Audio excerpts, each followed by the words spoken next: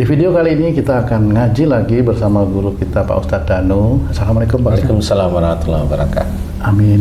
Assalamualaikum Bang J. Waalaikumsalam Pak Tung. Amin. Alhamdulillah. Assalamualaikum Mas Eko. Waalaikumsalam warahmatullahi wabarakatuh. Amin. Alhamdulillah. Pak Ustadz, ketika seseorang itu menunaikan ibadah umroh atau haji seperti itu ya Pak Ustadz, mempunyai niat, misalnya nih maksudnya, saya punya proyek gitu.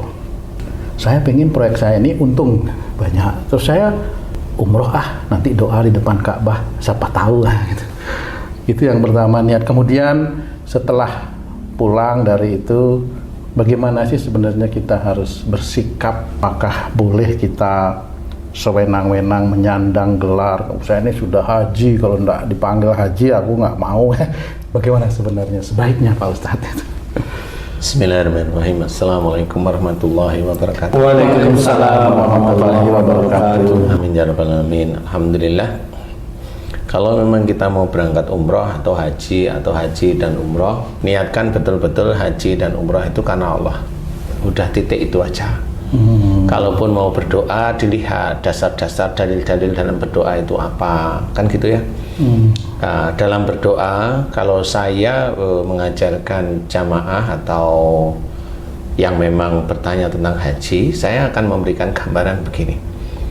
Pada saat umroh ataupun haji dan umroh itu, di sana itu akan bertemu dengan Ka'bah dan menjadi pancernya sholatnya kita. Pancer ya, bukan disembah, pancer. Nah, di titik itulah kalau di Masjidil Haram, di Mekah Al-Mukarramah itu sholatnya 100.000 kali pahalanya.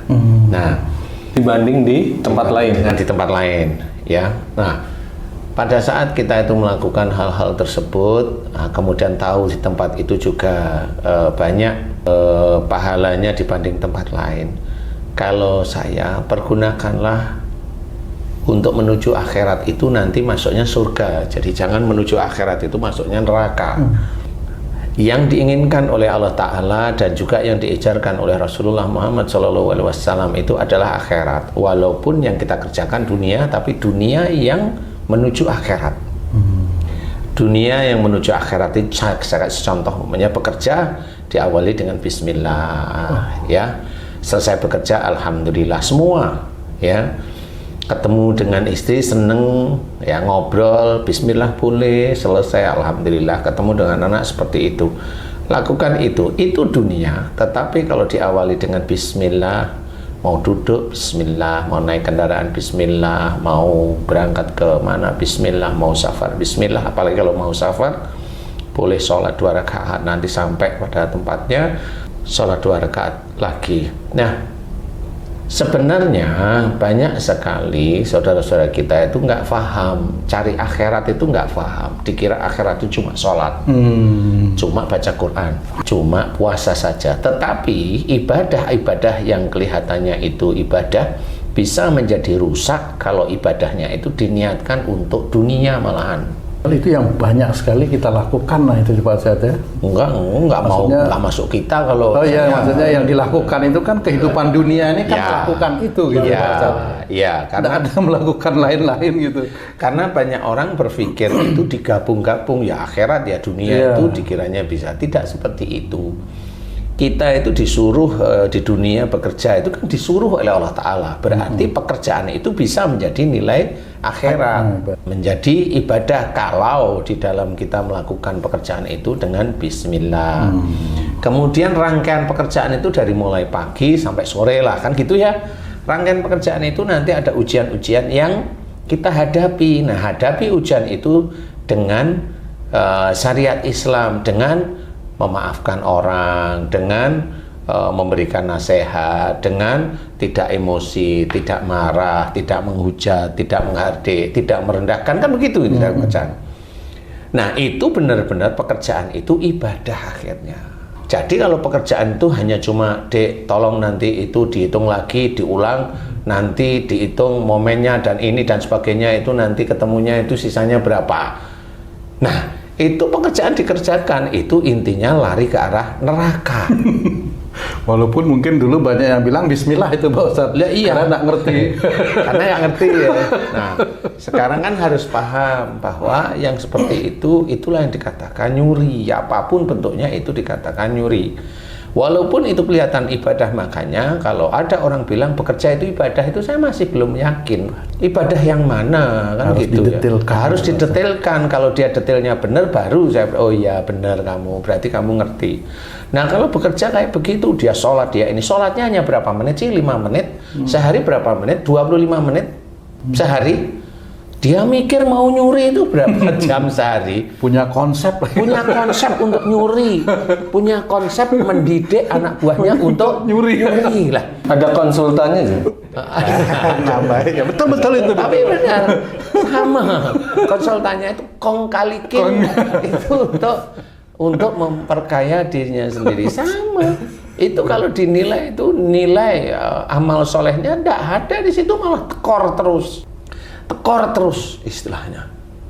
Ya, tekor terus. Nah, disinilah kita harus pahami bahwa hati-hati dalam mengerjakan kehidupan dunia, karena wong namanya perbuatan akhirat, kelihatannya perbuatan akhirat atau kelihatannya ibadah aja, bisa aja kita itu masuk ke lingkungan yang bahwa itu adalah perbuatan dosa. Nah, kalau kita itu fokus pada mau umroh, mau haji dan umroh umpamanya ya, fokus di situ. Cobalah saya kasih tips. Orang hidup di dunia itu hanya melakukan 2 perkara. Yang satu perkara ibadah kepada Allah Ta'ala, yang kedua perkaranya dosa. Cuma itu aja. Ibadah sholat kepada Allah Ta'ala baik, habis sholat ujub riak sombong tidak baik. Baca Quran baik, sombong di WA setelah baca Quran ini itu ujub riak bahkan bangga bisa sombong tidak baik. Nikah pada saat nikah insya Allah baik kalau ya, kan gitu ya. Waktu ijab kabul. Ya, waktu ijab kabul baik. Waktu omong-omong yang baik. Pada waktu diem-dieman, nyimpen marah, nyimpen ini, jengkel, cemburu yang besar sekali, kan gitu ya. Merasa didolimi sama pasangan, nah itu tidak baik. Jadi hanya 2. Nah, kalau sudah jelas kayak gitu, termasuk ibadah, termasuk ibadah yang bukan karena Allah, ibadah hanya untuk dunia, itu tidak baik sebenarnya. Jadi jangan lakukanlah karena Allah. Memang bisa ibaratnya sholat itu nanti menghapus dosa, bisa, tapi di akhirat. Nah, untuk menghapus dosa itu bisa didulukan oleh Allah Ta'ala, ya taubat mohon ampun. Taubat mohon ampun, jangan lakukan lagi. Nah, itu di dunia bisa sebenarnya. Jadi jangan merasa di dunia nggak pernah ada dosa, di akhiratnya memang timbangan baiknya akan ditimbang dengan perbuatan buruknya. Iya kalau yang baik itu lebih banyak. Lah kalau yang diceritain tadi, wah 1 hari, 1 minggu, 1 bulan nggak taunya kayaknya jelek terus. Ini kan nggak bisa. Perjalanan umroh, perjalanan haji dan umroh itu adalah perjalanan istilahnya menjadi tamu Allah, mumpung di rumahnya Allah, menjadi tamu Allah Ta'ala. Konsep baik dan buruk yang dikerjakan kita sehari-hari itu serahkan sama Allah Ta'ala. Yang pertama, banyak-banyak memohon ampun kepada Allah Ta'ala yang dilakukan setiap saat sejak akhir balik hingga saat ini. Banyak-banyaklah mohon ampun kepada Allah Ta'ala, dan diulang-ulang berjam-jam di depan Ka'bah, di Masjidil Haram. Mohon ampun beneran, karena di titik itu kita baru memperbanyak agar dosa-dosa kita dikurangi oleh Allah Ta'ala. Mudah-mudahan insya Allah ya. Amin. Yang kedua adalah bersyukur atas nikmat. Selama ini yang saya amati, orang-orang Islam itu rata-rata bersyukur hanya coba mengucap Alhamdulillah. Tetapi kebanyakan bersyukur itu tidak pernah difahami bahwa bersyukur setiap saat itu diperlukan. Karena kita harus ingat la in syakartum la azidannakum. Jika kita diberi nikmat oleh Allah Ta'ala, ya bersyukur kepada Allah agar kita akan ditambah nikmat. Nah, tambahnya nikmat itu bukan hanya secara fisik, kita dikasih rezeki nanti tambahnya rezeki, enggak hanya cuma itu. Konsep seperti itu enggak harus. Tapi tambahnya nikmat ini bisa aja nanti di akhirat. Oh. Pada saat nanti kita dihisab. Kalau mamanya kamu tuh bersyukur terus, alhamdulillah haji, bersyukur terus, alhamdulillah. Tapi terakhir pada saat pensiun kan kurang. Ini salah satu yang harus difikirkan orang Islam sebenarnya.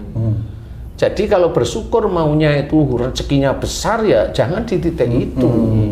Katanya Allah yang maha mengatur rezeki, tetapi kok kayaknya malah Allah disuruh-suruh untuk memberikan rezeki kepada kamu, bukan saya nggak mau yang seperti itu ya. Kamu itu jangan menyuruh Allah seperti itu. Nah, kebanyakan kita itu banyak salah yang kita tidak mau merasa bersalah. Jadi kita itu merasanya benar. Betul. Wong kalau ada musibah dikasih tahu itu dari kekurangan kesalahanmu, nggak mau. Padahal dia tahu ayatnya itu tahu persis, tapi dia nggak mau. Nah, itu namanya munafik. Munafik di hadapan Allah Ta'ala. Nah, inilah yang harus kita singkirkan. Bagaimana kita itu tidak munafik di hadapan Allah. Rasa berdosa, senantiasa dosa ada pada kita pada saat kita jadi imam, pada saat kita jadi imam, pada saat kita itu mencari rezeki, semuanya lah total. Mohon ampunlah pada Allah Ta'ala. Mohon ampun terus-menerus. Kemudian, kalaupun ada sesuatu yang disyukuri, entah itu rezeki yang dititipkan oleh Allah Ta'ala yang bisa kita belanjakan, kita belanja, kita nikmati lagi, itu kan nggak pernah disyukuri itu biasanya. Kan gitu biasanya ya. Jadi kayak kamu beli dari uangmu, berarti beli musangking. Nah, musangking itu kamu makan, itu ya bismillah iya, tetapi selesai ya kadang-kadang ya nggak syukuri bahwa itu dari uang yang dititipkan Allah. Dan jarang sekali orang itu memahami baju, sepatu, kaos, kendaraan, mobil dan sebagainya. Itu adalah sangat jarang disyukuri. Nah, di titik kita itu ada di rumah Allah, di Masjidil Haram, banyak-banyaklah duduk, mohon ampun, bersyukur kepada Allah Ta'ala atas titipan Allah yang diberikan sejak kapan?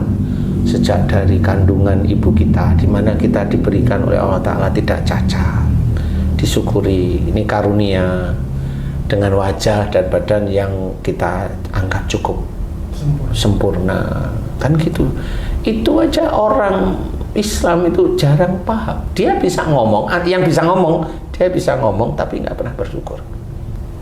Nggak pernah bersyukur. Ya alhamdulillah kita diberi nikmat sehat. Dia bisa ngomong sehat, tapi dia nggak pernah bersyukur. Hanya titik pada saat dia menjadi penceramah. Nggak bersyukur dia, ya hanya ceramah itu, besok-besoknya nggak ceramah ya itu nggak akan disyukuri biasanya. Nah ini masuk ke ranah kufur. Nah sebelum kita itu dicabut nyawa kita oleh Allah Ta'ala, ya bersyukur semua yang dititipkan oleh Allah Ta'ala kita syukuri semuanya. Dan selalu di depan Ka'bah kita mohon ampun, kita bersyukur terus menerus. Dan saya kan ada urusan di dunia ya, cari rezeki. Ya saya juga membayar utang. Seumpamanya kalau utang ya, saya tidak menganjurkan utang sebenarnya. Ya, betul. Karena saya menganjurkan menabung. Tapi kalau ada ustadz lain bilang, oh jangan menabung gitu. Ya menabung itu tetap diperlukan, karena bagaimanapun juga kita untuk sedekah, untuk infak dan sebagainya kan harus ditabung. Kalau enggak uang kita habis, apalagi udah habis pensiun, mati. Kan gitu. Jangan dianggap rezeki dari Allah. Ah, kamu itu nggak mau kerja, kamu nggak mau hemat. Kan gitu ya, ada pokok-pokok yang harus dikerjakan. Jadi jangan bilang rezeki dari Allah, kalau nggak dikasih Allah berarti Allah belum mengizinkan saya dapat rezeki. Oh nggak bisa, itu orang malas. Orang malas itu tidak disukai oleh Allah Ta'ala. Makanya yang harus kita kerjakan adalah Innallaha la yughayyiru ma biqaumin hatta yughayyiru ma bi anfusihim. Itu harus kita jalanin. Kita harus berusaha setiap hari merubah nasib-nasib yang menurut kita kurang baik itu kita berikan kepada Allah Ta'ala. Kekurangan kita lengkapi agar tidak menjadi kurang. Terus menerus di situ. Jangan kufur setiap saat, berarti setiap hari kita harus bersyukur beneran. Jangan hanya cuma mendapatkan sesuatu, uang bersyukur, bonus disyukuri, alhamdulillah, nggak taunya bonusnya dari nyuri lah, itu nggak bisa itu disyukuri. Nah bonus dari situ dipergunakan untuk umroh, banyak kondisi sekarang ini. Orang-orang yang korupsi itu umrah banyak. Orang-orang yang jadi maklar masalah masalah kasus-kasus itu ya banyak. Itu sebenarnya ya korup, sebenarnya itu nggak boleh. Dipakai aja itu untuk umrah sama haji. Itu namanya mencoreng mukanya dia sendiri.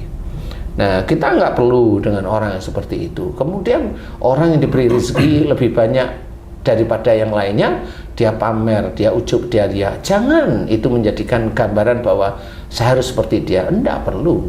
Tidak perlu, tapi selesaikan akhirat kita, yaitu apa? Mohon ampun dan bersyukur terus-menerus. Bagi kalau kita melakukan usaha dan sebagainya, cukup doa itu cuma satu. Ya Allah, mudahkan segala urusan duniaku dan akhiratku. Amin. Cukup loh itu. Jadi semua keadaan dunia kita yang kita cari, dan kita coba bahwa yang kita cari di dunia ini menjadi ibadah, dan juga akhirat kita yaitu benar-benar ibadah beneran yang kita lakukan setiap saat, itu dimudahkan oleh Allah Ta'ala. Dimudahkan untuk senanti istiqomah, kan itu juga ibadah. Dimudahkan untuk selalu bertemu dengan orang-orang yang benar-benar soleh. Itu benar-benar mohon dimudahkan. Nah, kalau sudah dimudahkan seperti itu, nanti kita itu akan dimudahkan untuk mendapatkan sesuatu di titik-titik itu. Nah, orang-orang itu jarang. Kalau mamanya di Indonesia lagi ada kasus umroh, doa, ya Allah, aku mohon kasus yang ini memang aku salah, tapi tutupi ya Allah, saya malu kalau saya di penjara. Memang doa itu ada? Ya ada. Ada doa teman saya. Teman saya sendiri. Doa, ya Allah, aku mohon, aku belum punya momongan dari istri saya, aku mohon kepadamu, ya Allah, berikan aku momongan. Boleh kalau berdoa, tapi intinya kalau saya, janganlah minta, kecuali kalau ditutup dengan, ya Allah, jika engkau kabulkan doaku, mudah-mudahan bisa meningkatkan iman dan ketakwaanku kepadamu. Boleh itu.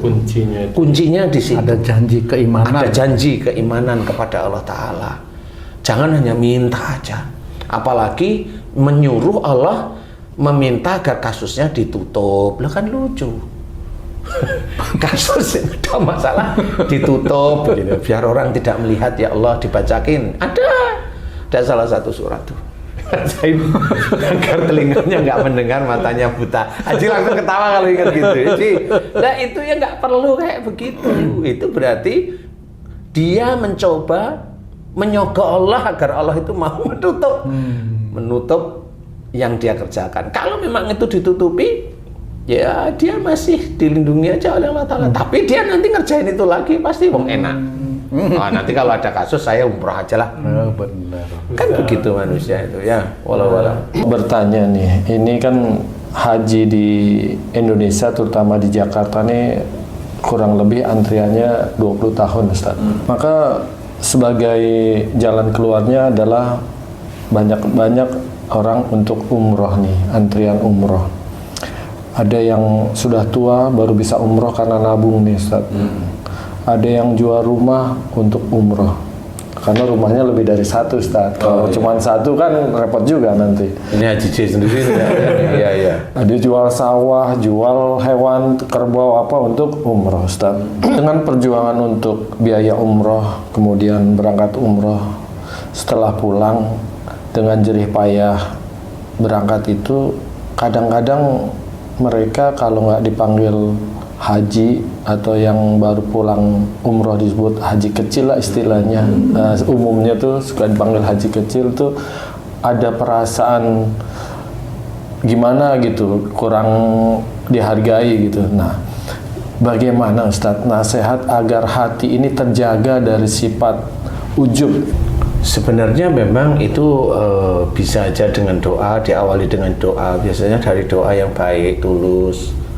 Itu insya Allah nanti Allah memberikan hidayah. Hidayah itu macam-macam, petunjuk itu macam-macam. Dia mulai paham bahwa melihat orang lain, kok orang itu kok pamer ya. Mulai dia, loh saya juga sering kayak gitu. Wah, padahal pamer nggak boleh, kok saya begini ya. Nah mulai itu hidayah tuh ya? Itu hidayah, itu namanya. Itu hidayah. Ini nggak pernah terlintas. Iya, itu dulunya nggak pernah terlintas seperti itu hidayah. Pergunakan hidayah itu benar-benar di dalam kehidupan sehari-hari. Hidayah itu harus diingat-ingat. Jadi bukan cuma hanya mengingat ayat-ayat Quran atau hadis-hadis yang sahih, nggak cuma itu saja. Jadi perbuatan-perbuatan tidak baik itu harus kita ingat agar kita tidak menjalankan, tidak melakukan. Kita ingat perbuatan baik agar kita jalankan terus-menerus dengan istiqomah. Dan tidak perlu itu kita munculkan belajar ya, kalau tidak perlu ya. Kalau tidak perlu itu insya Allah sudah zuhud kalau menurut saya. Tapi kalau masih belajar ya belajarlah menjaga agar tidak ujub, merasa ya. Kemudian riya yang ada faktor pamernya ya yang dia ceritakan. Jadi itu memang butuh belajar. Itu butuh belajar. Karena pada saat seseorang dengan kekayaan tertentu yang nggak terlalu besar, kekayaan tertentu itu cukup gitu ya. Suatu ketika dia dapat bonus atau dapat penghargaan. Loh, ini bisa aja yang dulunya itu dia bisa jaga, ya, dia bisa jaga kekurangan atau ujub riya bisa jaga. Pada saat dia itu mendapatkan agak berlebih, loh ini bisa cerita loh. Nanti kalau cerita, lah kan kita disuruh sama Allah Ta'ala untuk menceritakan yang nikmat. Loh, ini menceritakan nikmat itu bukan cerita tentang hasilnya atau harta yang kamu peroleh dari Allah Ta'ala, bukan. Yang diceritakan itu adalah cara bagaimana Allah itu menitipkan harta kepada kamu, bukan hartanya yang diceritakan. Bagaimana caranya? Tapi hati-hati, karena orang itu nanti caranya itu kalau nggak hati-hati, nggak diluruskan benar, orang itu melakukan itu hanya pengen harta. Itu tidak boleh juga. Karena jangan melakukan ibadah untuk dunia. Kebalik itu nanti. Padahal kita disuruh oleh Allah Ta'ala, kita mengerjakan akhirat. Mengerjakan akhirat saja. Nanti dunianya mengikuti. Berarti kan Allah yang mengatur ini sebenarnya. Nah, jangan kita mengerjakan ibadah untuk dunia. Kebalik itu nanti. Nah, di titik itu kita harus belajar. Belajar agar menjaga untuk tidak ada merasalah istilahnya. Tidak merasa bahwa ini saya, ini dari hasil saya, atau ini karena saya sholat saya, ini dari ibadah saya. Oh, nggak boleh kita seperti itu. Ini sahabat cukup dekat nih sama saya. Jadi dia itu waktu kita ngobrol, dia tuh takut umroh, takut haji, Ustaz. Permasalahannya di pikiran dia, kalau orang haji atau orang umroh itu nanti menuju kesempurnaan, dia merasa masih ada ujub, dia punya mobil masih dipamerin. Nah, jadi dia bilang daripada aku nanti haji-haji tapi pamer, kata dia begitu. Daripada aku umroh tapi nanti aku malah riya, lebih baik aku nanti. Nah, dia pikirnya gitu. Saya dengar gitu juga bingung juga saya, Ustaz. Itu kalau yang seperti itu bagaimana, Ustaz? Nggak boleh juga. Oke. Kalau harta itu sudah mencukupi, memang diminta oleh Allah Ta'ala untuk berangkat haji lah atau umroh lah. Itu kenapa? Oke, dia punya statement seperti itu. Kan kalau memang dia merasa seperti itu, coba kalau saya, loh, nggak apa-apa, tapi kamu bilang sama Allah Ta'ala, ya Allah, saya masih suka pamer, saya masih ini. Coba kalimatnya ditambahin, ampuni aku ya Allah, aku masih suka pamer. Kan intinya mohon ampun terus-menerus. Agar apa? Agar Allah menurunkan hidayah kepada dia. Nanti kan ada rasa malu. Atau pada waktu pamer mobil, tabrak mobilnya. Allah. Sekali, dia masih belum tahu kan gitu. Pamer berikutnya, tabrak kedua kali. Lama-lama kan, memang saya nggak boleh pamer. Ya kan gitu. Orang itu hidayah itu macam-macam. Ada mendengar azan dapat hidayah, dia masuk muslimah. Paham ya? Ada yang mendengar bacaan Quran yang dibacain bagus, dia masuk jadi mu'alaf. Ya. Banyak. Ada orang yang belajar taat, belajar takwa dari dipukulin orang banyak. Ya ada. Ada belajar takwa dari mobilnya yang ditabrak. Ada yang mobilnya ditabrak bukan persoalan belajar takwa, dia diuji sama Allah. Kan beda-beda ini. Apakah dia dengan mobilnya ditabrak itu, dia marah apa tidak? Dia marah dengan yang nabrak apa tidak? Dia serahin, dia senyum apa enggak dengan orang yang nabrak? Begitu. Makanya kita harus pahami bahwa kerjakan yang baik. Pada saat di Masjidil Haram banyak-banyaklah mohon ampun dan bersyukur. Tambah satu lagi, mohon dimudahkan segala urusan dunia dan akhirat, cukup kok itu. Kerjakan itu betul-betul karena Allah Ta'ala. Jadi apa saja yang di rumah Allah harus benar-benar lillahi ta'ala. Lillahi ta'ala inilah yang nanti dinilai oleh Allah Ta'ala, apapun bentuknya. Selama lillahi ta'ala hanya di mulut, tidak dengan aplikasi, tidak dengan aktualisasi yang benar lillahi ta'ala, tetap ada malaikat atid yang tahu bahwa lillahi ta'alanya itu kamu itu hanya di mulut, bukan di hati. Itu sulit dan itu memang butuh belajar. Kerjakan semuanya apa-apa lillahi ta'ala karena Allah. Kerjakan semuanya, pakai sepatu bismillah, pakai celana baju bismillah, naik kendaraan bismillah, berdoa sepanjang perjalanan, memuji Allah sepanjang perjalanan atau istighfar, terus lakukan seperti itu terus, sehingga itu menjadikan menit per menit atau detik per detik kita itu senantiasa ingat kepada Allah Ta'ala.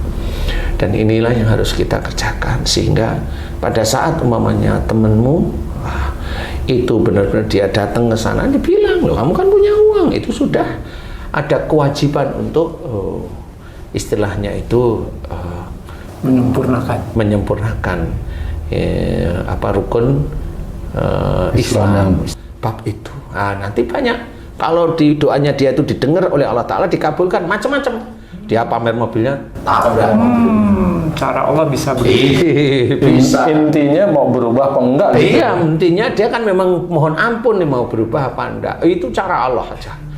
Dia pamer istrinya diserempet orang. Satu lagi nih Pak Ustadz, kebalikannya dari Mas Eko. Saya punya teman, kalau menurut saya lihat cukuplah keuangan itu ya. Saya sindir, kayaknya kamu cocok nih udah haji atau umroh, belum diundang sama Allah. Nah, itu gimana sebenarnya? Nggak apa-apa. Nanti undangan dia dari Allah Ta'ala mati. Itu panggilan undangan. Loh. Karena dia hanya mendengar dari ustadz-ustadznya itu yang tidak diterangkan. Haji itu adalah undangan dari Allah Ta'ala. Lah undangan lewat apa? Intinya itu sebenarnya dia bisa aja mau. Tetapi itulah gaya-gaya orang yang sebenarnya sombong, tidak mau mengenal Allah secara baik istilahnya. Jadi termasuk sombong itu Pak Ustadz. Ya itu kan sombong. Kan kalau ditanyain dia bisa jawab kok. Kamu mau diundang Allah lewat apa? Kan bisa jawab dia. Sebenarnya bisa jawab dia. Benar. Kan gitu. Tapi biar kamu itu nggak bertanya-tanya. Akhirnya ya, lo kan saya belum diundang sama Allah. Iya benar. Kan itu perlu undangan. Kamu lo mikir juga bingung. Kamu jawabnya bukan gitu. Oh enggak. WA kayaknya. Gitu. Kamu kan sering diundang lewat WA kan gitu ya. Nah itu orang-orang yang sombong, orang-orang yang memang tidak mau sujud kepada Allah Ta'ala karena dia sudah punya uang seperti itu, ya nggak boleh lah ya. Kemudian kalau ada kesulitan umroh, sulitnya itu karena kesalahanmu, apa sulit itu karena ujian dari Allah Ta'ala. Makanya kenapa tadi saya menutup dari doa yang mohon ampun sama bersyukur itu ditutup dengan mudahkan segala urusan dunia dan akhirat. Nah itu pasti Allah mendengar, pasti. Kenapa pasti Ustaz? Pasti karena di rumah Allah. Tinggal nanti dikabulkannya gimana? Ngerti nggak? Pada saat dia diuji di negeri sini, mamanya harus tahu ini ujian. Dilihat, kayaknya bukan dari saya. Oh ini ujian. Pasti nanti insya Allah Allah akan memberi jalan keluar. Nah kan ada semangat. Ibadah dimulai dikhusyukkan lagi dan nanti kan dikasih jalan keluarnya sama Allah Ta'ala. Allah, bukan kita yang bisa mengeluarkan dari jalan keluar itu, selalu Allah. Kalau kita sombong itu nanti. Nah itulah salah satu doa terakhir kalau saya itu, doalah mohon kepada Allah Ta'ala dimudahkan segala urusan dunia, semua urusan dunia dan akhirat. Anak ada suatu masalah disampaikan kepada kita, ini urusan kita dunia, tapi urusannya anak. Nah pada saat kita itu memberi nasihat pada anak, ada doa, mudahkan segala urusan duniaku dan akhiratku ya Allah. Pasti Allah mendengar. Nanti dilihat masalahnya apa. Kalau anak kita salah kita nasihatin, kalau orang lain ya dinasihatin, tapi kalau nggak bisa silakan biarkan orang lain itu hanya mendengar saja. Nah, mudah-mudahan dengan seperti itu iman, ibadah, kemudian ketaatan, kemudian tauhid kita jaga terus-menerus, ya insya Allah dimudahkan sama Allah Ta'ala itu sebenarnya.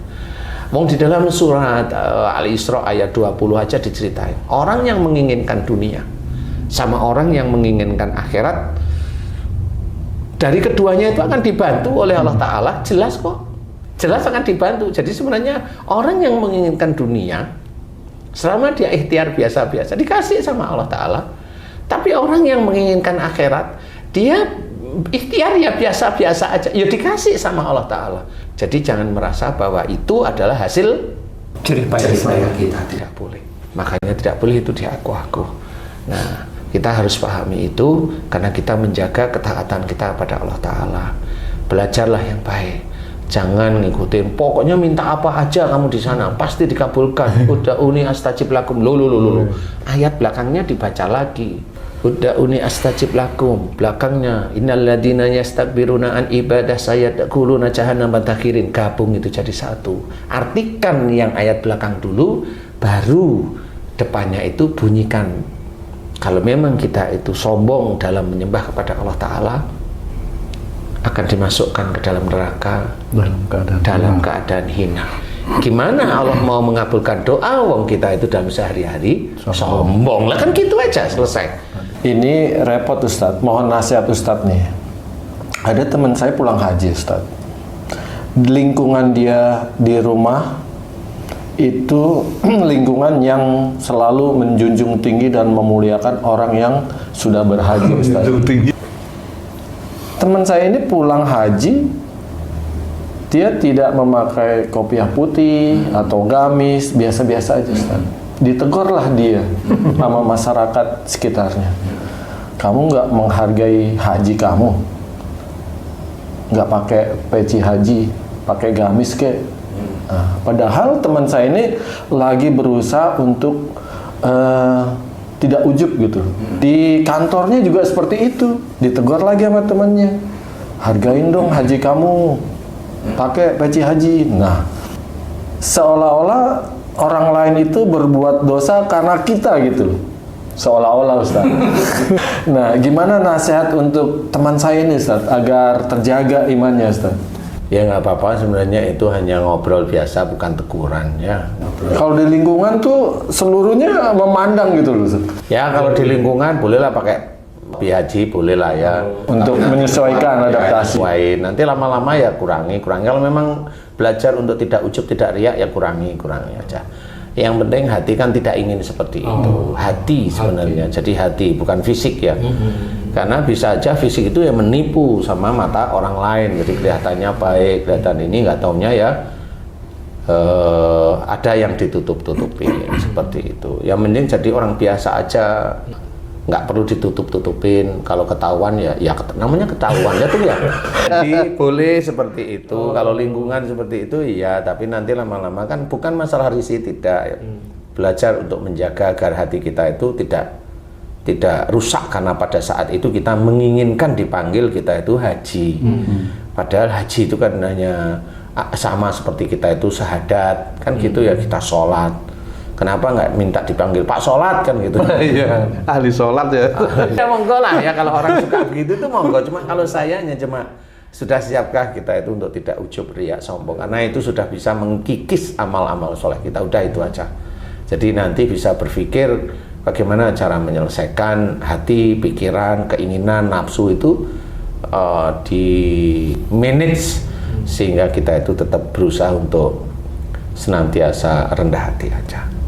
Insya Allah kalau begitu ya boleh di situ. Nanti lama-lama kan pas kumpul terus copot gitu aja. Karena kan tadi kan pakai, kan seperti itu. Nanti kan orang mulai ngerti, mulai ini nanti ya pakai lagi, nanti copot. Lama-lama kan nggak. Itu hanya biasa aja. Tapi bukan hargai haji itu enggak. Ya mudah-mudahan ini bisa jadi manfaat apa yang dilakukan di sana. Ya namanya kerjakanlah rukun-rukun wajib ya kan ya, sunnah, kerjakan dengan baik, kemudian dijaga itu di negeri kita ataupun di sana juga harus dijaga. Belajar untuk tidak melakukan hal yang Allah tidak suka. Belajar namanya manusia punya nafsu, belajar aja dan benar-benar banyak mohon ampun, banyak-banyak bersyukur ke sana, karena itu tempatnya kita itu di hadapan Allah. Jadi belajar terus-menerus. Sulit ya memang sulit, mau jadi orang baik sulit, memang sulit, diajak lah, difitnah lah, di ini memang sulit, tapi ya tetap aja santai. Anggap aja itu angin, sekali-kali anginnya itu enak sejuk, sekali-kali angin itu panas, tapi tetap diterima bahwa itu adalah ujian. Nah, mudah-mudahan bisa manfaat ya. Wallahu a'lam. Amin, amin, amin. Alhamdulillah.